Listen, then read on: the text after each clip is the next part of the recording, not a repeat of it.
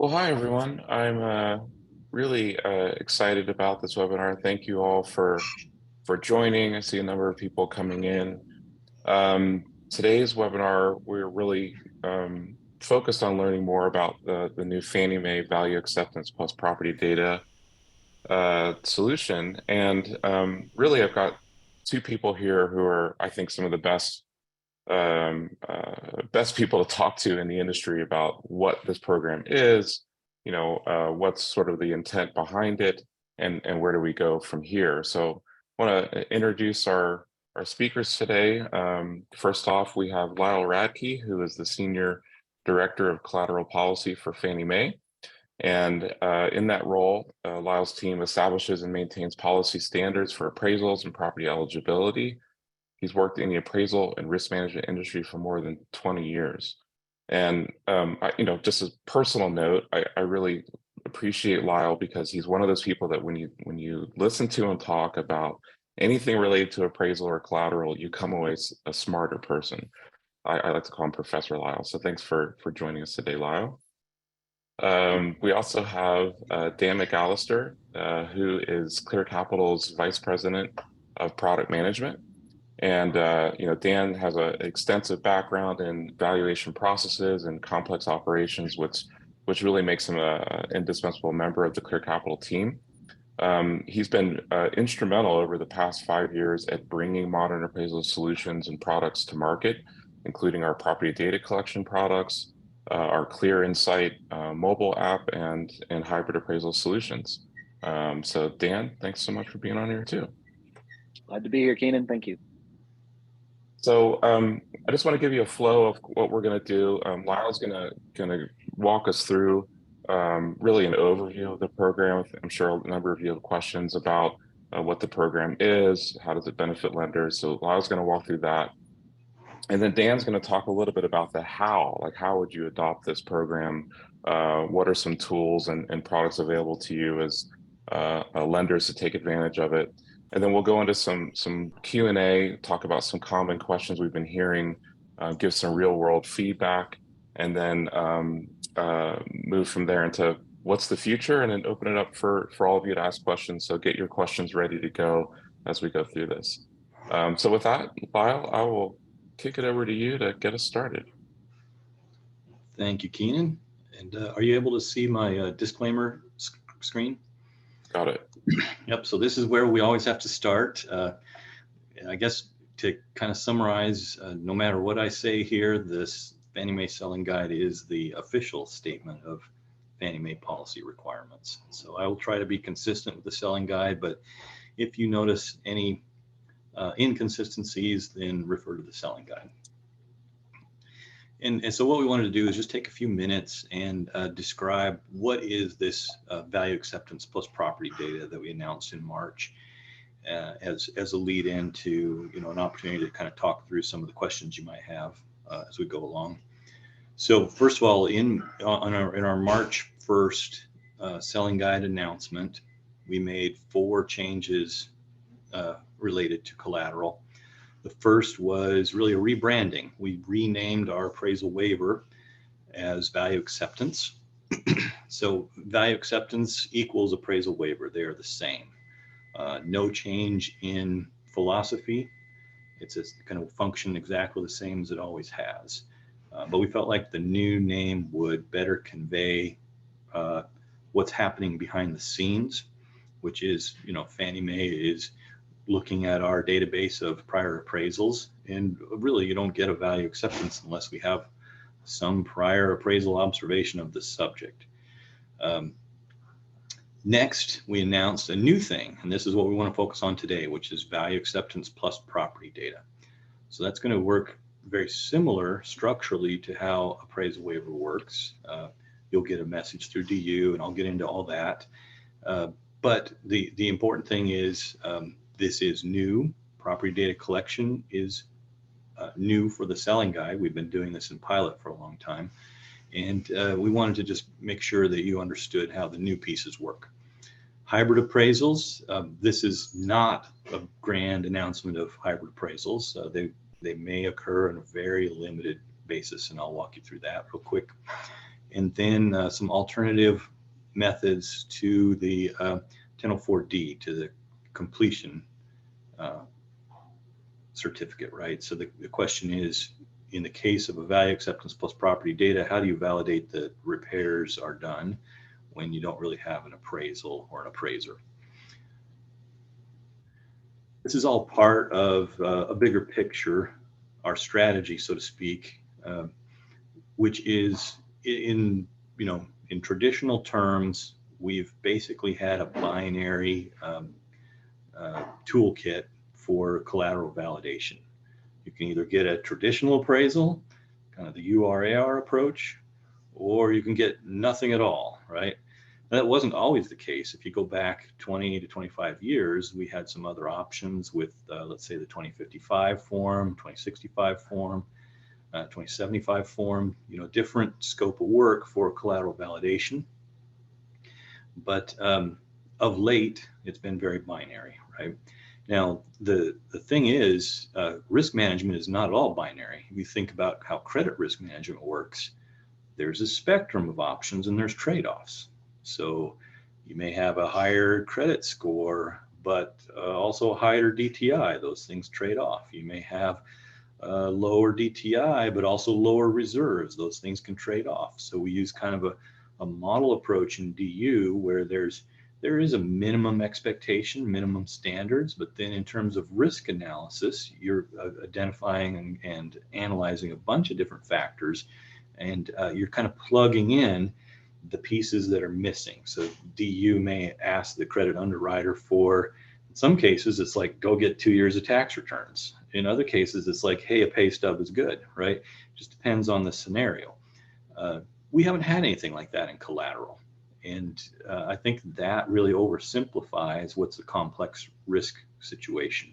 So over the last several years, we've been trying to build out these intermediary pieces that you can see here on the screen. So in some cases, we might have really tight controls on the value, the market, right? What's going on in terms of pricing in a certain market niche.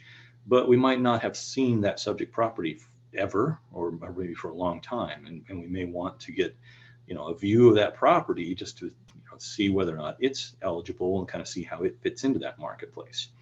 You might have the opposite scenario where we really don't have a lot of consistency in the marketplace. We don't have a lot of high confidence analytics in a marketplace, but we've seen that property very recently, right? In which case, the main thing you may want is an appraisal to get a professional opinion on that marketplace. But it might not require a visit to the property because you've already been there recently. So maybe that's a desktop or a hybrid, right?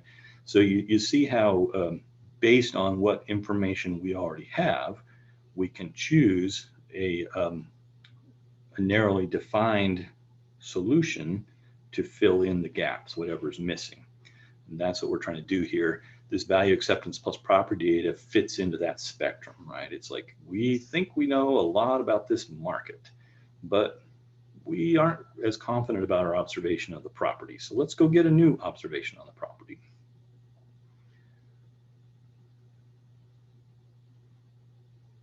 All right, so then let's talk a little bit about the benefits. First of all, provides lenders with operational certainty. You get a message up front in DU, tells you exactly what you need. You're going to need to collect property data. If you do that, you essentially have to underwrite with that. But in terms of process and product, you're pretty confident that you're going to make it to the end, right? This will tend to be a little faster, possibly a little less expensive than an appraisal. It is not a huge offer rate, but like it says here, net new offer rate 3 to 5%. I think that's enough to make it worth the while to invest in it. We think it's going to have legs. We don't think it's going to go away for a long time. We feel like property data collection is going to be an important tool in the toolkit, and that technology continues to improve. And so property data collection will also tend to improve as you get better and better technology support. It's good for us and for the risk investors, right? Because we get a view of that property, whereas with kind of your full waiver, you don't get a current view on that property. And like I say, it's going to drive a little bit of new energy into property data collection, which can help drive technological innovation, can help incentivize more innovation, which is really healthy. So how did we do it? We announced it in the selling guide on March 1st, but the actual changes to desktop underwriter and other technology were released on April 15th. So lenders will have started to receive this offer, this message, as a DU message beginning April 15th. It is available to all lenders. The LTV box is the same as for the appraisal waiver, which, if you don't recall, that means it's capped at 80% LTV for purchases, 90% LTV for rate term refinance, LCOR, and I believe it's 70 for cash out refinance. And we use this where we have high value certainty, high model certainty. Typically this is going to be more homogeneous markets where there's a lot of data. But our most recent observation, the subject might be aged or might not be reliable for a variety of different reasons.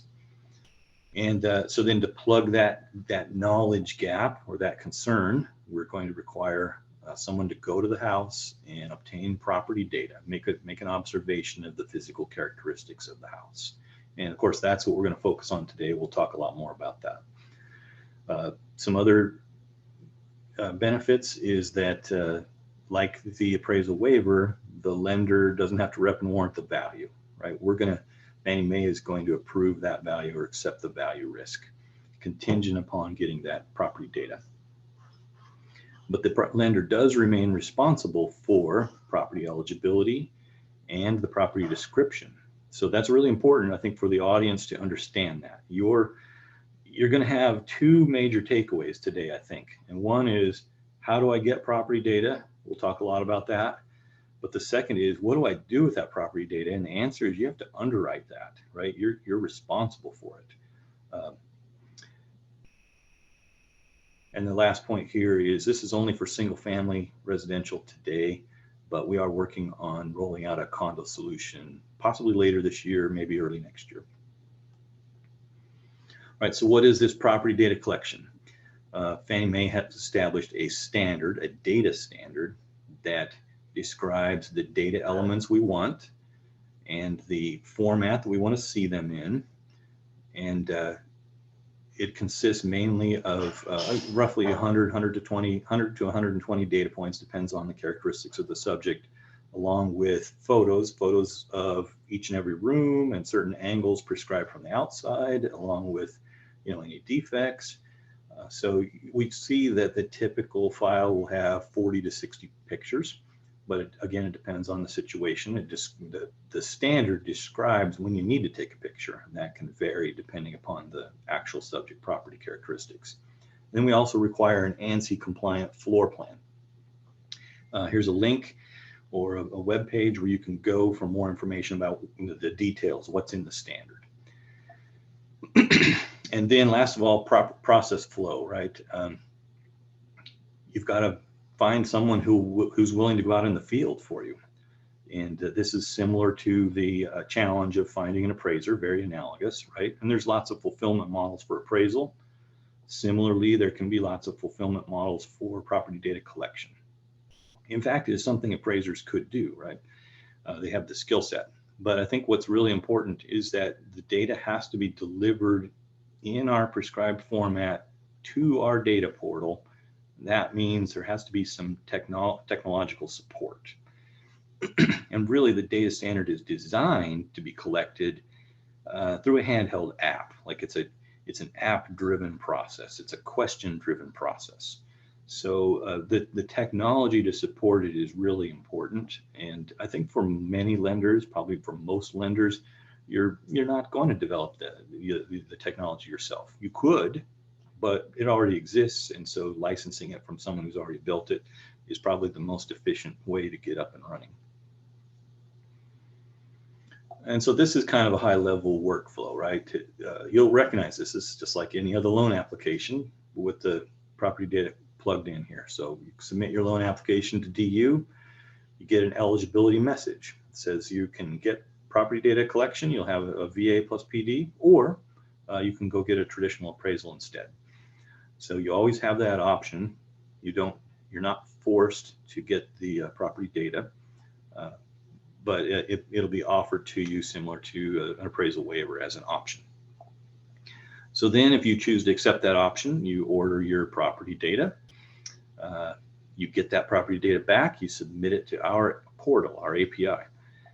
The vendor can submit it on your behalf. You don't have to literally submit it yourself. It's very similar to UCDP concept, where often lenders outsource that to a technology partner. Then, like I say, you're accountable for that data. You've obtained the data. You have to underwrite it. You have to determine, is the property safe and sound and structurally secure? You have to determine, is the property described accurately? And you have to determine if that property is eligible to serve as collateral for a Fannie Mae loan. You've got the same kind of QC requirements as you do with credit and with appraisal. So you're going to have a pre-funding sample. You're going to have a post-closing sample. And then there are some delivery requirements.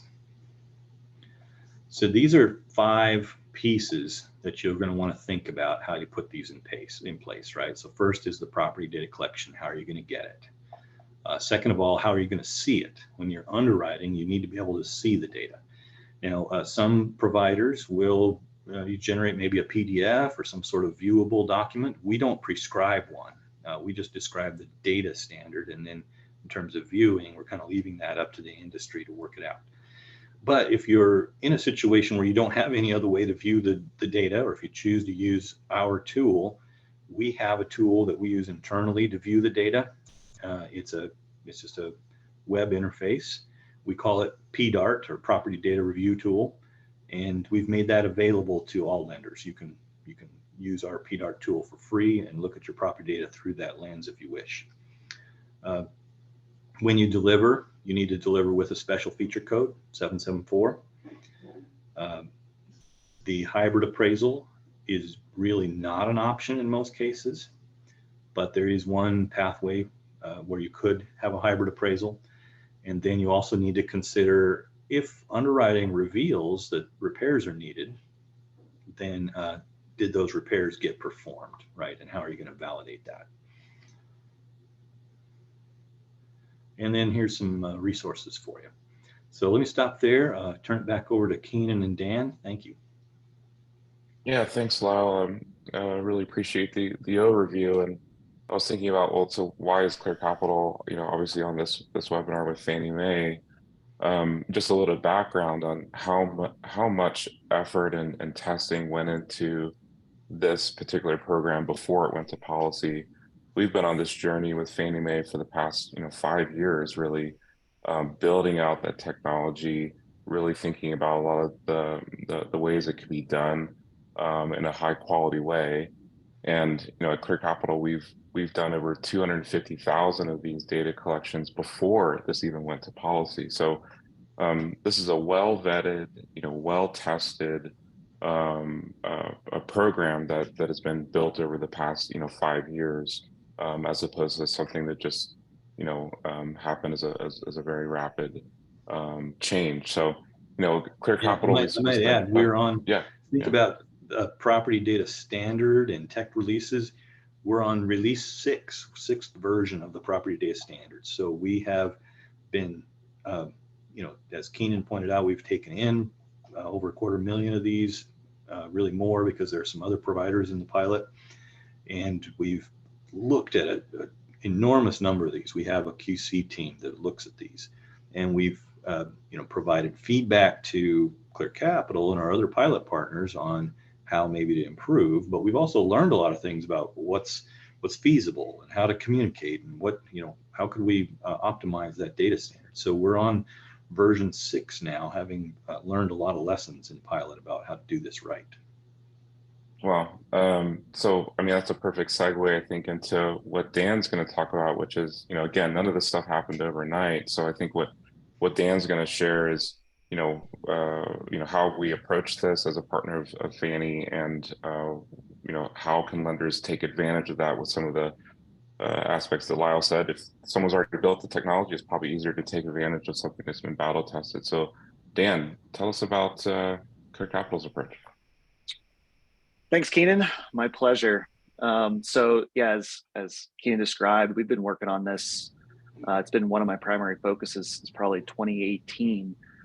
And really what we're doing at Clear Capital is combining local real estate professionals with great technology and customer service. And so with the announcement of value acceptance plus property data, we have launched our universal data collection solution. And what that delivers is both the Fannie Mae version 6 data standard, as well as the Freddie Mac version 2 data standard into one seamless solution. So that fungibility aspect of our product is really important. A lot of lenders were expressing to us, hey, we really need to be able to have the flexibility to utilize both GSE inspection-based waiver programs. Can you help us out there? So we've done the hard work of taking two disparate data standards and really seamlessly combining them from a technology perspective. And so I'll talk a little bit more about the technology, but I also want to address who is out there doing these. So Clear Capital has long-time deep relationships with real estate agents. We've got a deep history in broker price opinions and building our panel of real estate agents and brokers to perform valuation and inspection services. And so we really think real estate agents are a great fit for this product for a few reasons. One is that they're licensed at the state level, right? We hear, concerns in the industry of like, oh, are you sending an Uber driver out there? Who's doing this stuff, right? And so with Clear Capital, it's licensed professionals in real estate, right? And that gives us a level of kind of regulatory oversight at the state level, the training that they have to go through just to get the license. But then once an agent has joined our panel, there's a number of steps they need to go through to be certified to do data collection. So they must go through a web-based training module system, as well as doing some sample reports that are QC'd and validated by our team in order to be onboarded. And so once they've done that, they can accept work. Now, we arm our real estate agents with a mobile app that is called Clear Insight. We've been developing Clear Insight for several years now. We give it to our agents for free to do this function. Now, what Clear Insight does is it really guides the real estate agent, the data collector, through the requirements so that those 120 plus data points that Lyle alluded to, and all of those photos are taken within the app. We ensure completeness and quality through that guided experience. Now, we've also embedded Kubicasa inside of the Clear Insight experience. So we utilize Kubicasa to generate the ANSI compliant floor plan and digital GLA, through a 5 to 10 minute scan. In the early days, we were out there training real estate agents how to manually sketch, and while that got us going and we learned a lot, we've been very happy with the partnership with Kubicasa to make that process just super easy and extremely accurate. And I will note that while Clear Insight is currently an internal tool to our panel, Kubicasa is available as an industry solution for anybody looking to easily generate floor plans.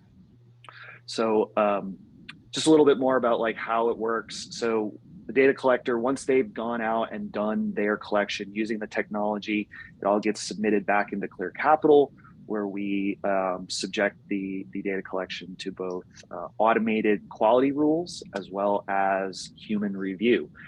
And as Lyle touched on, we've been working arm in arm with the Fannie Mae quality team for years to align expectations and take feedback and refine the quality and accuracy of our data collections.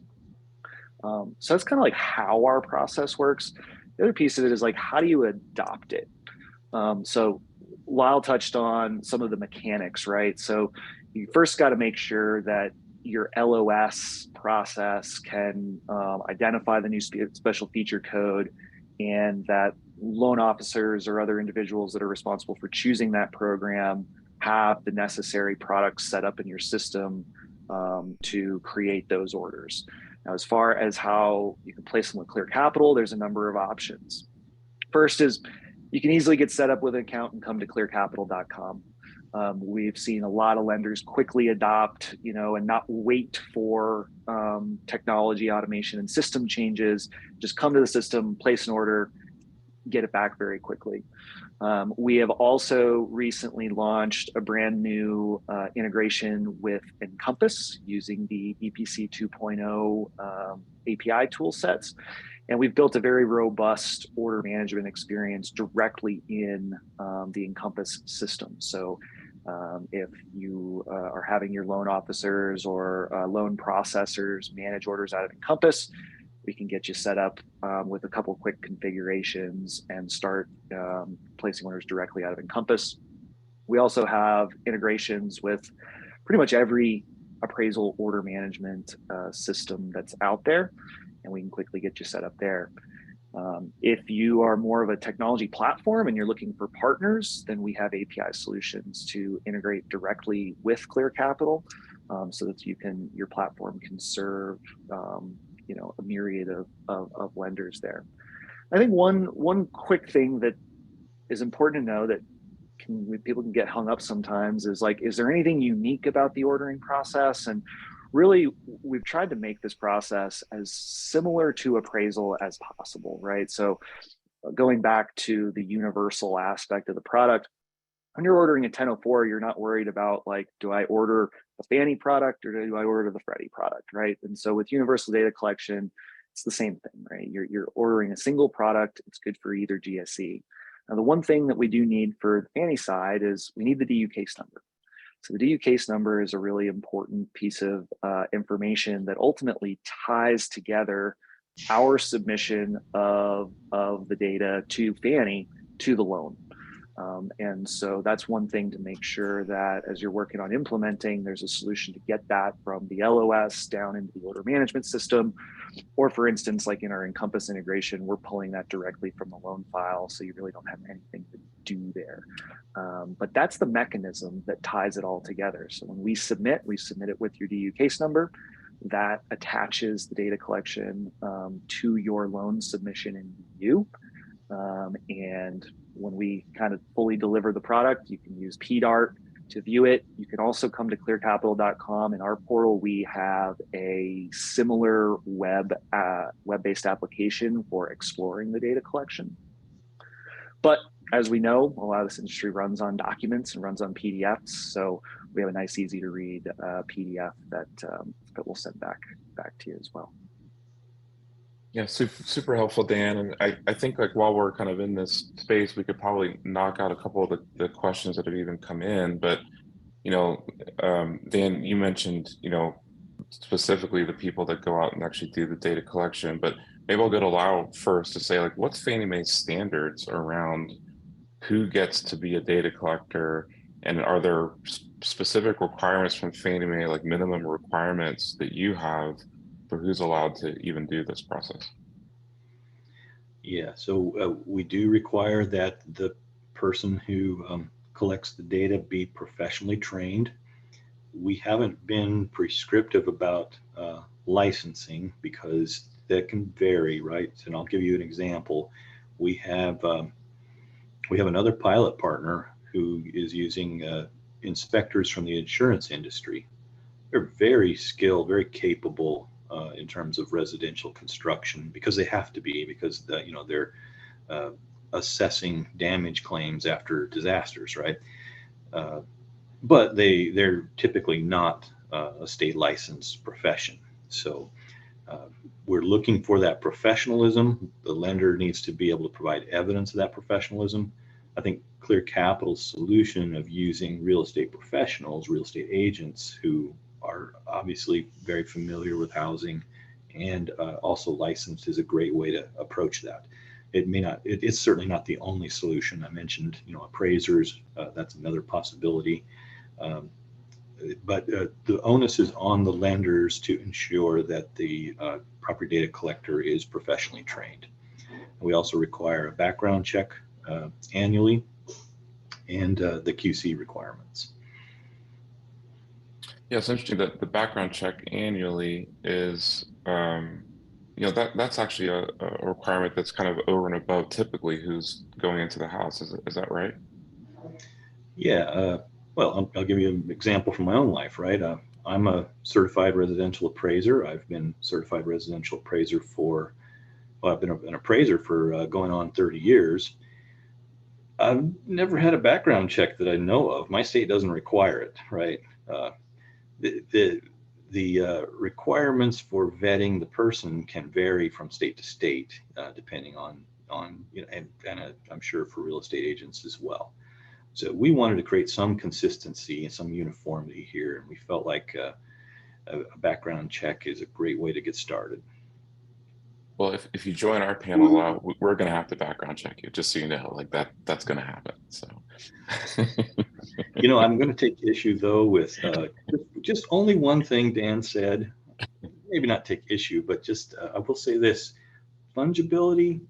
I don't know. You can deliver all these to Fannie Mae if you want. That's okay with me. I love it.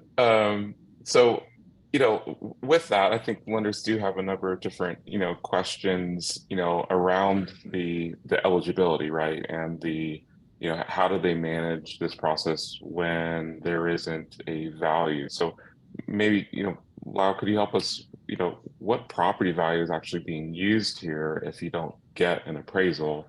And then, and then how should, well, I guess what should be the expectations to know whether this is, saleable to Fannie Mae? Is there anything that kicks it out that they need to think about?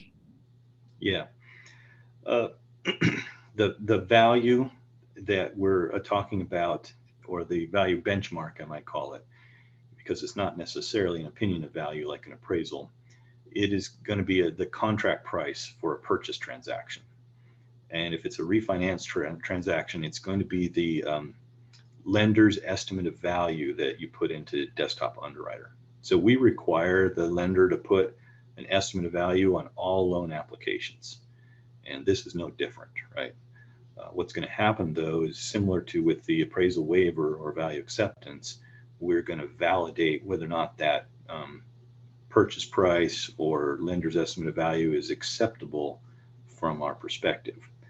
Sometimes I've heard people criticize our appraisal waiver program because they're concerned we're going to approve values that are high and that's risky. And it's not true at all. It's actually the opposite. The best way for a lender to maximize their potential opportunity in the waiver space and in the property data space is to enter the lowest feasible value that you can. Being more conservative will be the way to maximize your offer. If you're aggressive on value, you're less likely to get offers. Got it. And then let's talk about the submission here. Maybe Dan, you can help with this. There is an API submission of the property data collection to Fannie Mae. Dan, is there anything to consider there? We get that question a lot, which is like, wait, do I as a lender need to submit something? Is that taken care of? How do we handle that at Clear Capital? Yeah. So first things first, Clear Capital handles the submission of the data to the Fannie Mae API, and we perform QC ahead of that submission. So you can be sure that upon submission, it's already been QC'd, and upon submission, you can then see the results in the PDART viewer. Now, the other question that comes back is like, so what does the API tell me? Does it tell me when I need to do something next?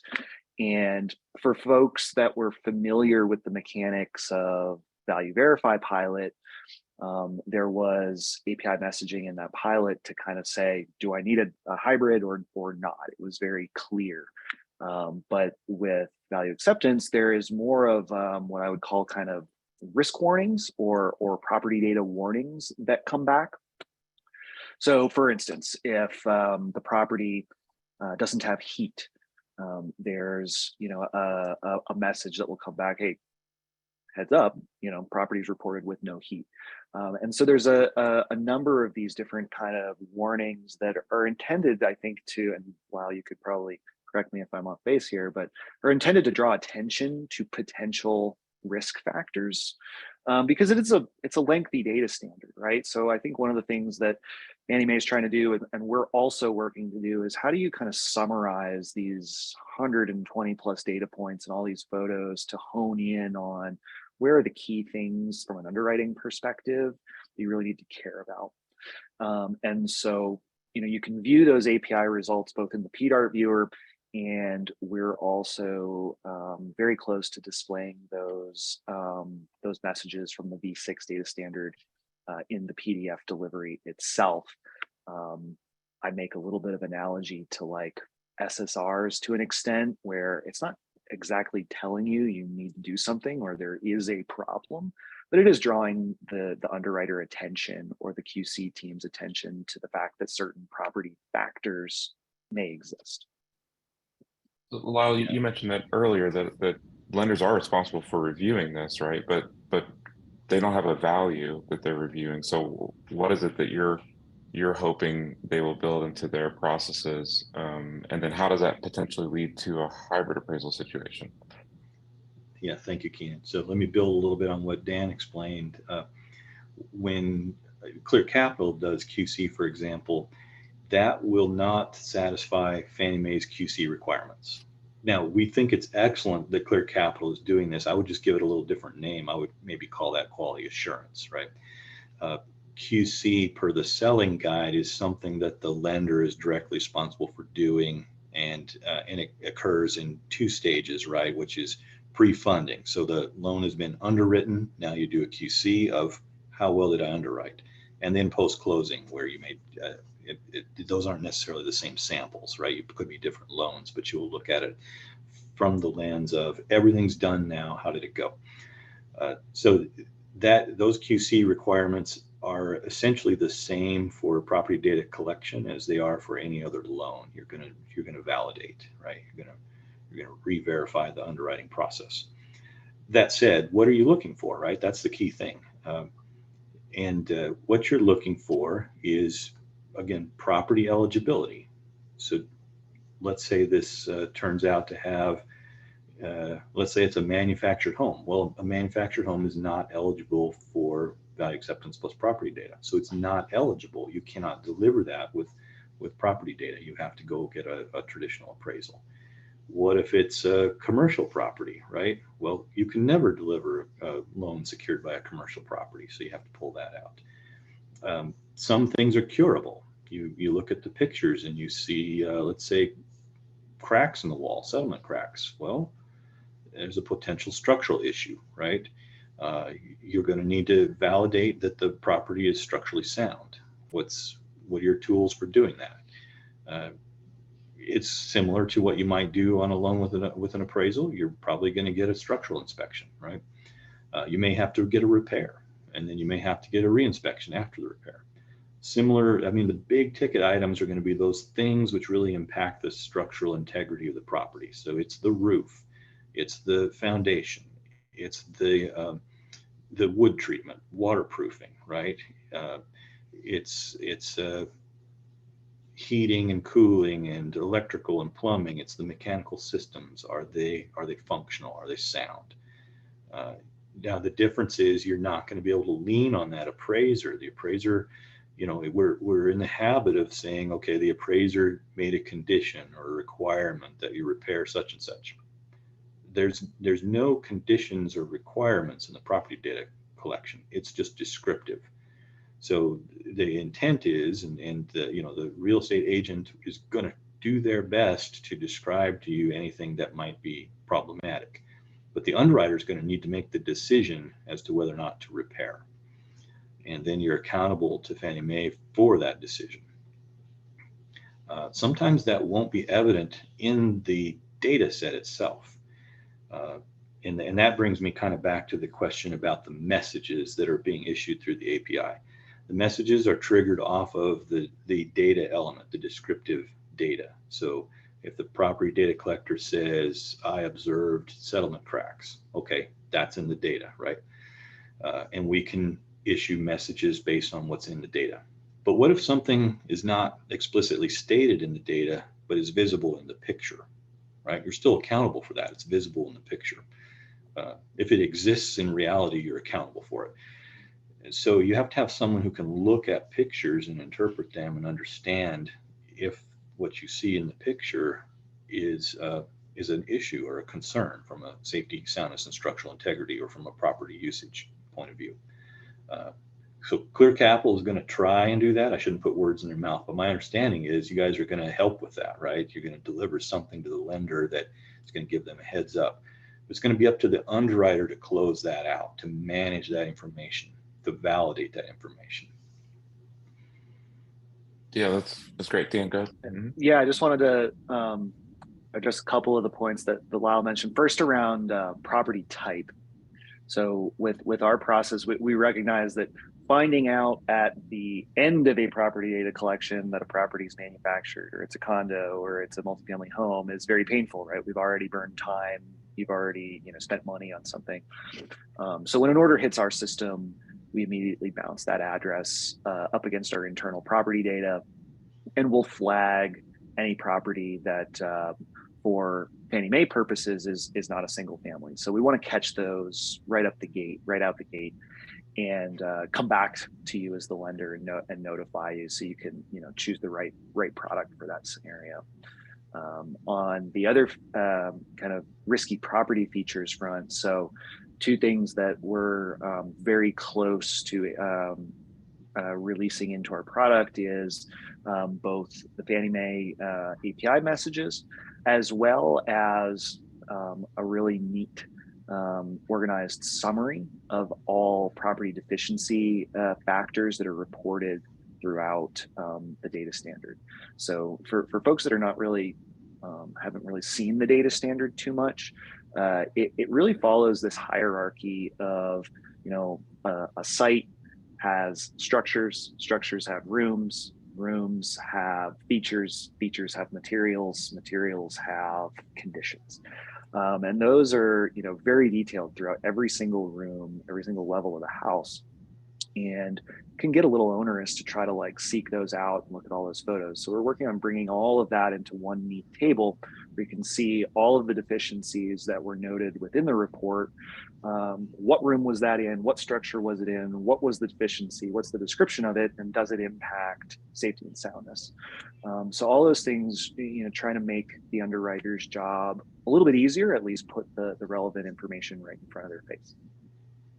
Yeah, I mean, from a appraisal modernization standpoint, I love that detail. I love that there's that structure there where you know what you're going to get every single time. This is not up to an individual to decide what data they would like to collect for this assignment. This is something where now we have a national standard for a robust data set being collected at a property. So I actually love that amount of detail for bringing the whole industry forward in terms of data quality, data standards. But since it's already out in the wild, and we're, again, we've been doing this volume and test and learn, but now it's the official policy. Dan, why don't you go a little bit into some of the real world feedback that we're seeing, testimonials? Let you keep going there. What are we seeing out there in terms of lenders who are already adopting this? Yeah, so I think the first thing is just to double down that lenders are using this program. So year to date, we've had over 70 lenders order the universal data collection product to use for inspection-based waiver programs. And we have performed the UDC, universal data collection, in over 6,800 zip codes nationwide. That's just year to date. That doesn't even go back for the last several years of doing this stuff. So with that, it's just want to double down that it's being used, and Clear Capital can do this nationally. We're doing it in every nook and cranny of the country, from the rural towns in Pennsylvania to Southern California, Idaho, and all points in between. And we're really seeing benefit. So a couple of fun stats for purchase loans. We're seeing 27% of our volume being inspected. The inspection is completed within 24 hours. And on average, across the country, turn times of less than 4 calendar days. I want to just make the distinction of calendar versus business. A lot of times in turn time land, we talk about business days, and we're like, oh, appraisers don't work on the weekends, so we're not going to count that. But in this space, with our real estate agents doing the data collection, we actually see about 20% of inspections happening on weekends, right? So you can combine faster turnaround times, about half of what the traditional appraisal process is producing right now. You have customer experience benefits in terms of that flexibility of, hey, Saturday, I work all week. My kids are busy with sports in the evenings. Can you come on Saturday? Well, our data collectors are available to do that on the weekends. So you have improved borrower experiences. We haven't really talked a ton about cost, but on average, a universal data collection is about a third of the cost of traditional appraisals. And so, we're really, holding true to Clear Capital's core values. We're about helping communities. We're about helping the borrowers get into new homes or refinance their existing home, and do that in a more certain and cost-effective manner. So those were some of the fun stats that really just show the level of adoption and some of the performance benefits to lenders and borrowers. That's super cool. Lyle, you've talked a lot about quality and QC. Some of the questions that are coming in is, how does this compare to what you're seeing from, traditional appraisals? Is this a lower quality approach? What's actually coming in the door to you, and how do you all think about quality for this product? Yeah, we've done a lot of analysis comparisons of the descriptive data consistency. And one way that you can do this is take the subset of all properties for which we've gotten, let's say, more than one appraisal through UCDP. If you look back over the last 12 years of UCDP history, we've got hundreds of thousands of cases where we've gotten multiple appraisals. And you can look at how often those appraisers agreed with each other on the core, the main physical characteristics of the subject property. They don't always agree. In fact, they often disagree. But you can establish a rate, right? How often you'd call that maybe a natural population. Do they agree or versus disagree? And by how much do they disagree? So now you could do the same thing, and we have done the same thing with property data collection, where we take the property data and compare it to the prior appraisal and see how often they agree or disagree. And what we find is that they agree or disagree at almost identical rates. So it doesn't guarantee that every property data collection is accurate any more than we can guarantee that every appraisal is accurate. But it does show that the rates of inconsistency, which you can use as a proxy for inaccuracy, is about the same regardless of which process you use. And maybe that's a good segue into, I just want to spend 2 minutes here before we get to Q&A, on where this goes, next as we think about the future. I mean, one of the things that just got announced earlier this year, Lyle, was the UAD redesign. And so you've been spending a lot of time on this data standard, we're at V6 and where that's going next. Is this in alignment with where UAD is going, or is this like an entirely separate, process? Yeah, we have, so we have the same people working on both projects, right? And this hierarchy Mm, that you're describing of property, structure, room, materials, condition, we use that same hierarchy in the new UAD. So they are very much aligned. And in some cases, we're even using the exact same enumerations. They're not perfectly aligned. Uh, Part of the reason for that is just timing. Like we had to roll out property data now, whereas the new UAD isn't really coming online for a couple more years. So I think over time, those will grow closer together. You're also asking you're also trying to satisfy different audiences. So an appraiser is trying to satisfy a lender audience, a Fannie Mae audience, whereas a property data collector may be trying to satisfy an appraiser audience, right? Which is a completely different kind of consumer than a lender or a GSE. Uh, and so the property data collection requirements are actually a little bit stricter in some ways than the new UAD. Uh, Also, they're a little bit different in some of the technological aspects. We use JSON for the property data standard, whereas UAD is a MISMO standard. But if you don't know what those two words mean, I wouldn't worry about it. Like that's one of those things that Clear Capital's taking care of for you, right? They're just going to map to that respective technology standard. yeah. I do want to just tap into one thing that that Lyle mentioned around the appraiser audience of a data collection. So, though we have not seen many instances of a lender needing to upgrade to hybrid appraisal in the context of the value acceptance plus property data program, our data collection experiences, the 250,000 transactions that Keenan alluded to at the beginning of the call, it's all built on to supporting like hybrid appraisal. And so in the case of hybrid appraisal is needed, the data collection process is kind of seamlessly integrated into our appraiser experiences to consume that data and make it very easy to use that data to fill out their appraisal form. I'd also note that we've actually overlaid several data points that, based on appraiser feedback, that kind of went above and beyond what Fannie and Freddie have required in their data standard, because appraisers were telling us, hey, you're not giving me whether the solar panels were leased or owned, and are they connected to the grid. So we've identified some of those things. So you will see some data points that go a little bit beyond the GSE standards. In case an appraiser needs to get involved, they have what they need there. Mm.